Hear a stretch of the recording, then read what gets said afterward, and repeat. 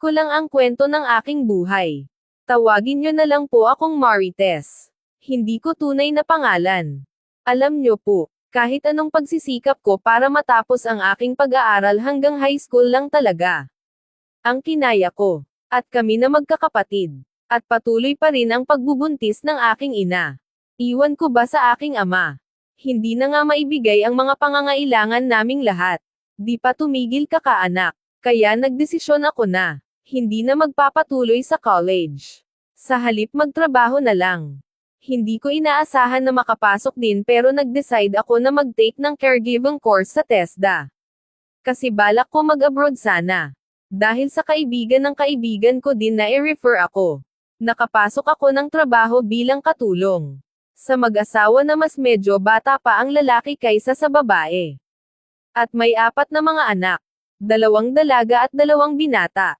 Mayaman ang kanilang angkan. Talagang kilala sa lugar nila. Talagang may pangalan. Inaalagan ko yung babae meron cancer. Kilala sila sa kanilang lugar. At tunay na mayaman. Nakakatuwa din ang kanilang pasahod. At benepisyo na binigay sa akin. Nang magkasakit ang aking papa.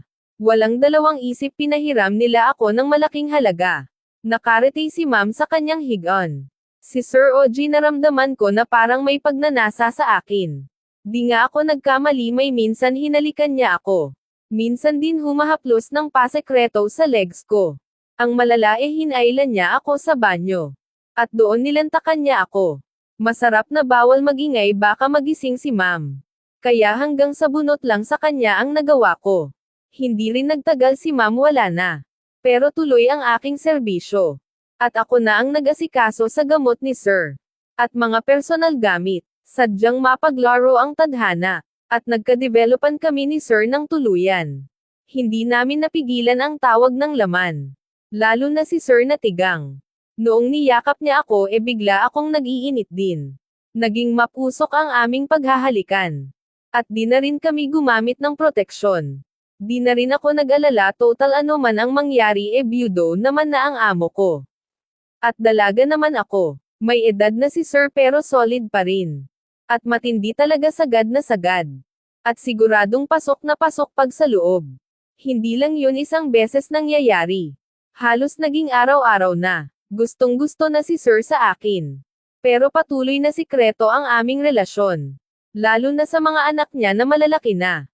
Pagkatapos ng ilang buwan, na-delayed na nga ako. At nang mag-pregnancy test ako, ang resulta ay positive, tuwang-tuwa si Sir. Kasi akala niya wala na ang kanyang kamandag. Pero meron pa pala. Agad naman pinaalam na ni Sir sa kanyang mga anak ang tungkol sa amin. At sa pagbubuntis ko pero lahat sila tutol. At hindi sang-ayon sa relasyon namin ng kanilang ama. Dahil ako lamang ay isang katulong. At umabot pa kami sa police station. Dahil nga tutol sila. Ganun pa man wala silang magagawa. At pinaglaban ako. Hanggang pati ang mga kamag-anak nila sobrang tutol. At pera lang daw talaga nila ang habol ko. At kung ano-ano pang masasamang salita ang mga natanggap ko. Nanganak ako pero di rin siya tinanggap ng mga kapatid niya. Ilang taon din kami nagsama. Kahit pa man ayaw ng mga anak niya talagang inaalagaan ko pa din ang tatay nila. At kumuha na lang kami ng katulong. Upang mag-alaga sa anak namin.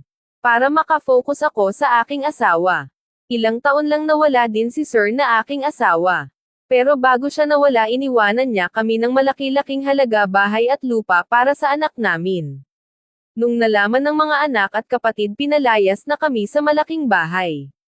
At umalis na lang din kami. Pero yung bahay at lupa na binigay sa amin, malapit sa malaking bahay, sinigurado niya na sapat ang fund hanggang makatapos ang anak namin sa pag-aaral. Sa kahit anumang kurso ang gustong kukunin niya paglaki. Sa pagkawala niya doon pa, natutunan na tanggapin ang anak ko ng mga kapatid niya.